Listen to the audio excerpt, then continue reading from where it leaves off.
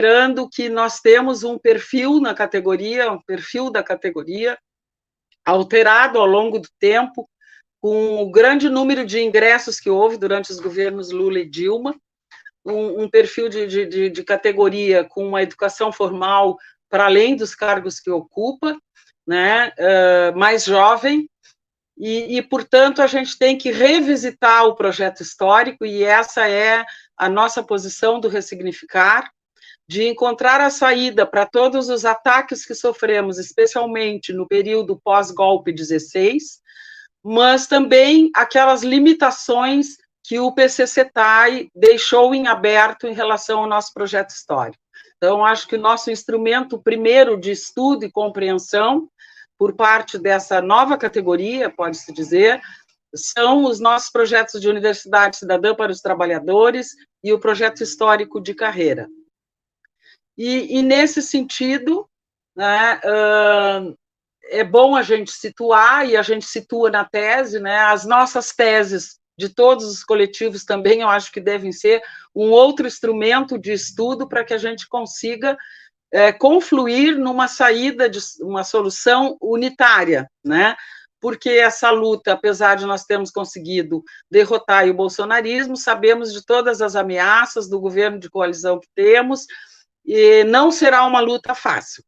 Mas entendemos que a FASUBRA sempre chegou nas suas mesas de negociação e sempre teve as suas greves substanciadas em cima de projetos a serem apresentados para serem disputados com os governos de plantão, né? E, nesse sentido, tanto o nosso projeto de universidade como o de carreira, sim, precisam de atualização. O mundo do trabalho mudou,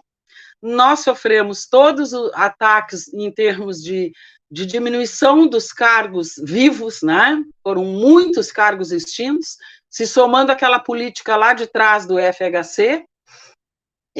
se repete, né, com decretos que aconteceram aí depois de 2016, a ponto de nos restarem aí cerca de, e proibição de concursos, né, nos deixarem cerca de 80 cargos podendo alvo de concurso, e uma diminuição de cerca de 100 cargos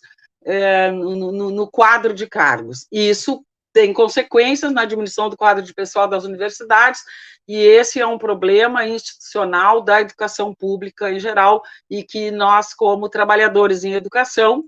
né, com essa identidade que o nosso próprio projeto construiu, precisamos resolver também essa questão de desenvolvimento das instituições. Até porque a nossa carreira, e por isso mantemos a defesa da concepção da carreira, é de que nós devemos nos organizar em torno de uma carreira voltada para a atividade finalística da educação, e não uma carreira do conjunto do funcionalismo público. Nesse sentido, eu vou dar uma olhadinha aqui no tempo. Tá? Nesse sentido, né, para citar, além desses ataques de extinção de cargos, nós tivemos várias instruções normativas, orientações, decretos que se confrontaram com o que está previsto no PCCETAI e que se confrontam com a própria autonomia universitária, desde o decreto 9991, que trata a capacitação, tirando parte das definições sobre capacitação das mãos da Universidade Autônoma e jogando para a ENAP. Temos regulamentação de concurso que já aponta para priorizar a abertura de concurso só de cargos relacionados com atividade finalística. Tivemos, no meio da pandemia, aproveitando a pandemia, o nosso trabalho remoto, que trouxe junto essa vivência, e foi aproveitado para trazer a modalidade de teletrabalho, junto com ela, que eu acho que é o mais fundamental, o tal do PGD, que centraliza, né, a gestão de todo o funcionalismo público nesse sistema,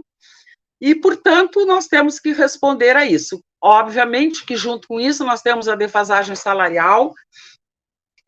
desses últimos períodos, que também precisa resgatar, e a situação de salário é algo que que fica na cabeça do trabalhador na base da categoria. E nós defendemos que essa questão salarial, ela tem que buscar o caminho pelo reajuste anual, pela definição da database, pela isonomia de benefícios no serviço público federal, né? E também por dentro da carreira,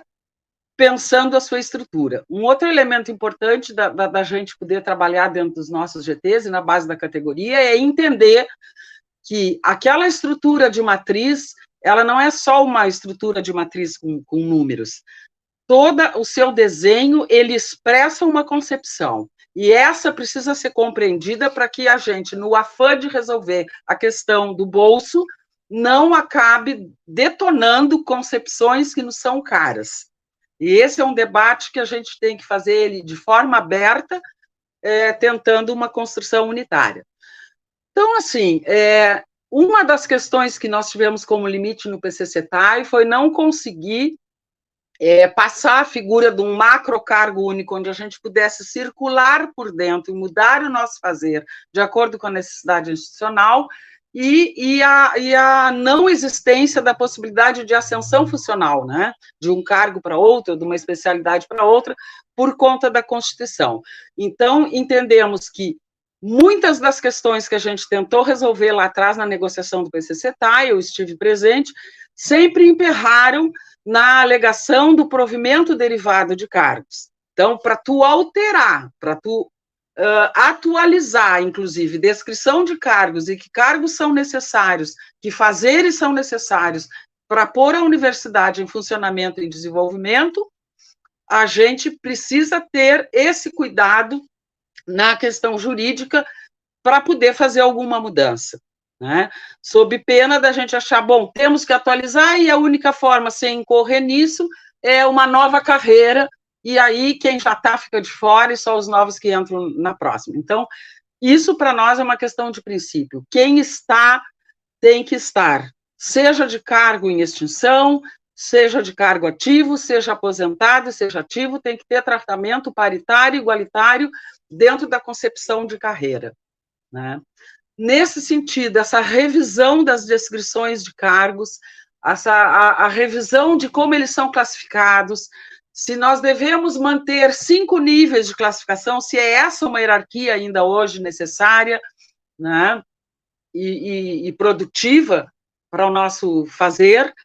e para a universidade, ou se nós podemos pensar esses elementos do número de níveis de classificação, porque nos restaram praticamente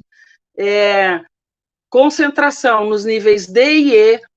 alguns Cs ainda, mas nível A e B a gente jogou todo para terceirização, e temos que pensar, o que resgatamos da terceirização? É luta árdua? Mas é uma questão de princípio a gente ter uma situação isonômica para quem trabalha dentro da universidade. Nesse meio tempo, a gente teve ainda lá atrás, nos governos Lula e Dilma, a questão da EBSERG, que traz uma série de problemas no funcionamento dos hospitais universitários, inclusive com plano de carreira diferenciado, e essa existência de vários vínculos. Então, esse estudo sobre a tal da racionalização de cargos, que a gente também não conseguiu implantar lá no PCCETAI, com uma visão mais flexível, né, ela se embate também em aspectos que estão presentes na Constituição, do que é conceituado como cargo, o que tu pode alterar ali de pré-requisito e de descrição, para poder realmente ter algo atualizado para o mundo do trabalho de hoje. Em relação à questão das reformas da Previdência que aconteceram, que nos levaram a ter na categoria 3 tipos de aposentadoria que levam em conta determinado tempo de serviço e determinada condição de paridade ou não, também precisa ser levada em conta, de preferência, e acho que exclusivamente por dentro da carreira, e é com isso que a gente tem que chegar na mesa, com o nosso projeto inteiro aperfeiçoado a partir de um debate na categoria, e só contemplando e suportando que qualquer medida de outra forma que não seja dentro da carreira, seja uma medida por correlação de forças na construção do debate. e que seja a título de depois estar dentro da carreira, como a gente trabalhou em 2004 e 2005. Eu vou olhar o tempo aqui, eu acho ruim eu ter que estar olhando, porque eu não sou muito... Ah, tá. Se o meu tempo já acabou, eu acho que eu dei algumas pinceladas. Vou só concluir dizendo que a gente entende que tem que ser ampliada a possibilidade de capacitação, os níveis de capacitação. Se pensar em resgatar a linearidade, que é a distância igual entre os níveis A, B, C, D e E, ou os 4 que fiquem, ou 3, paulatinamente, né, estrategicamente, mesmo que seja isso negociado, e garantir um espaço de trabalho para as pessoas que se qualificaram, que garanta a aplicação dessa qualificação em pós-graduação, em graduação, pelo menos em parte do seu horário de trabalho, nas suas atividades, que isso venha para o texto da lei e que se possibilite, inclusive, a coordenação de projetos de pesquisa e extensão no texto da lei, bem como o retorno do STEP constante. E também propomos trabalhar a partir do piso legal da área da enfermagem, com essas movimentações aí de retomada da linearidade, de ampliação da capacitação. O tempo é muito curto, mas eu sigo à disposição e realmente agradeço estar aqui com o povo carioca e com os demais que possam estar